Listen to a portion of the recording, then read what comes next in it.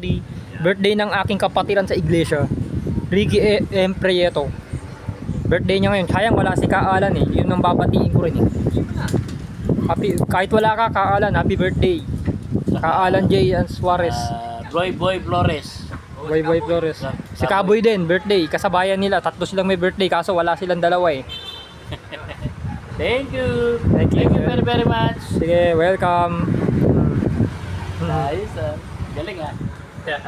Sanay na to. Yan magaling yan eh. Ay naku, nahuli si Kadyon. Wala, kabuli natin oh.